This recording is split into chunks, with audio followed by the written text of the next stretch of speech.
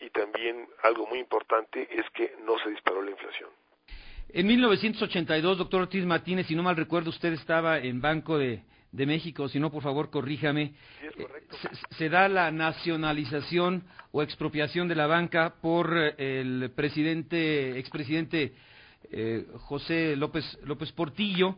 Después viene la reprivatización en el año de 1991 y hasta 1993, cuando usted era subsecretario de Hacienda.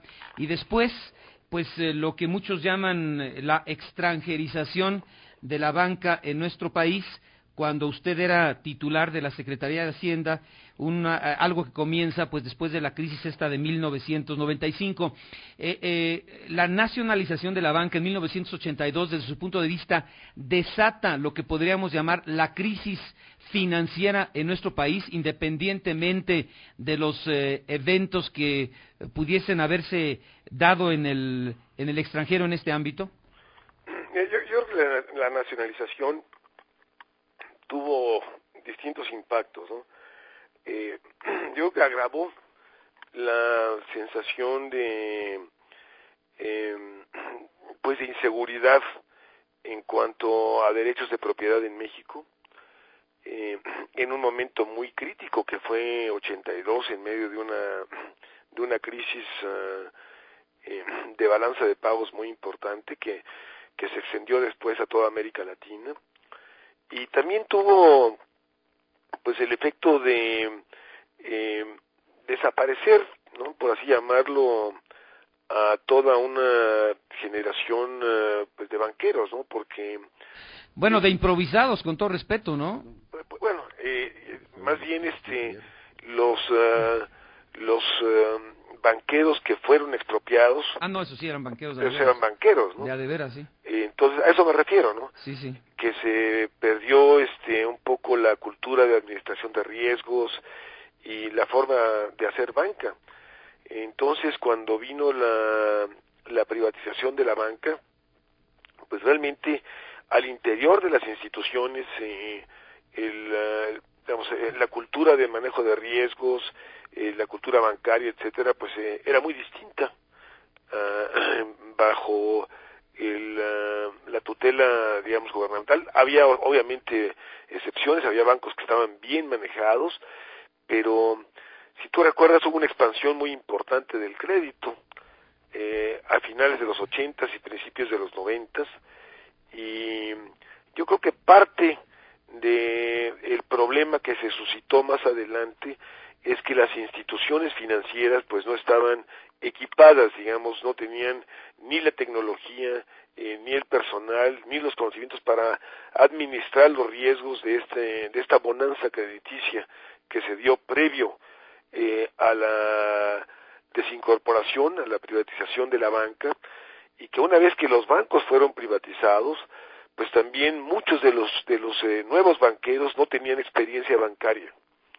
Yo creo que este fue un factor que fue importante, digamos, en explicar la magnitud de la crisis bancaria que se dio en 95, Oscar Mario.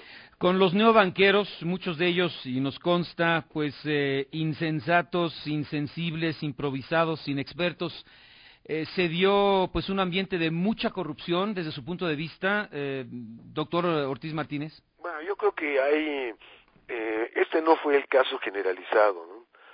Y hubo ciertamente, digamos, casos de corrupción que se turnaron a las instancias legales correspondientes, y hubo procesos que se siguieron. Algunos de estos personajes terminaron obviamente detenidos o en la cárcel, y sirvieron sentencias, etcétera, pero más bien yo creo que fue una cultura de otorgamiento de crédito pues sin las debidas precauciones y también sin los controles de riesgo necesarios. En ese sentido, pues se parece algo a lo que ocurrió en Estados Unidos con el tema del subprime, ¿no?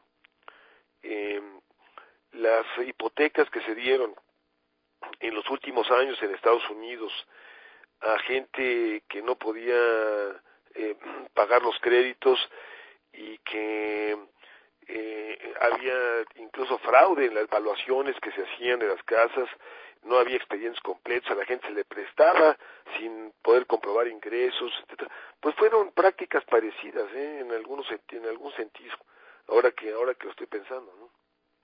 Doctor Ortiz Martínez, bueno, pues, ¿y cómo calificaría usted este proceso que fue tan criticado por algunos y que han bautizado como la extranjerización de la banca, donde se decía, bueno, vamos a perder la capacidad del control de pagos, entre otras muchas cosas, pero pues finalmente tenemos, y usted lo menciona en esta charla, independientemente de la crisis económico-financiera a nivel mundial, México pues no ha pasado por una crisis bancaria. En los últimos meses, ¿no? Sí, desde luego. Mira, curiosamente, respecto a este último tema, ninguno de los países que tuvo crisis bancarias y financieras en los años 90, empezando por México en 95, pero seguido por la crisis de Asia en el año de 97, 98, ¿te acuerdas que hubo pues una serie de crisis en Tailandia, en Corea, en Indonesia, posteriormente en Rusia, después Brasil, Argentina, etcétera, ¿no? Seguramente otros que se me olvidan, pero ninguno de los países de América Latina y de Asia, para acabar pronto, tuvo una crisis financiera en este año como consecuencia de la crisis global, ¿no?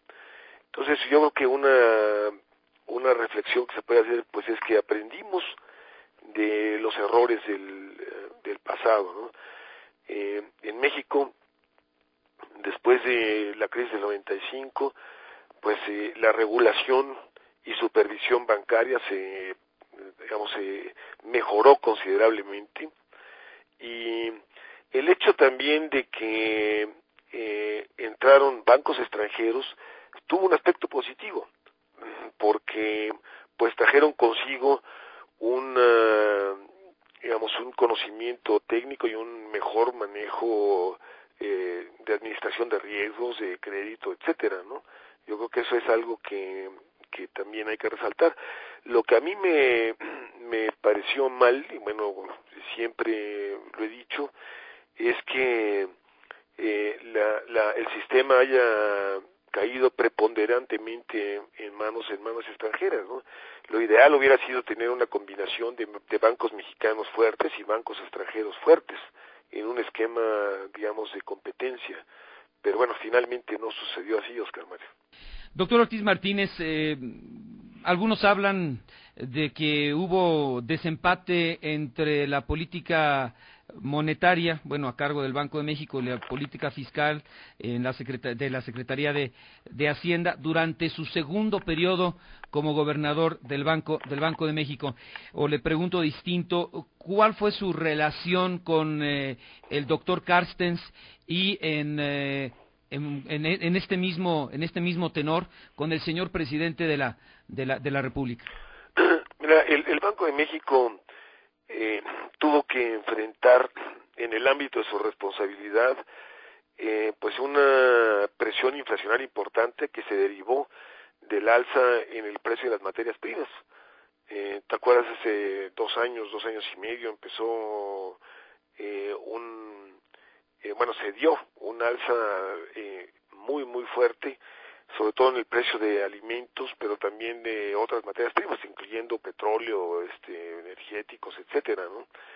Y pues el banco tenía como responsabilidad principal evitar que esas presiones inflacionarias se transminaran en la economía y se convirtieran en un proceso inflacionario, de manera que tuvimos que actuar subiendo tasas de interés en aquel momento.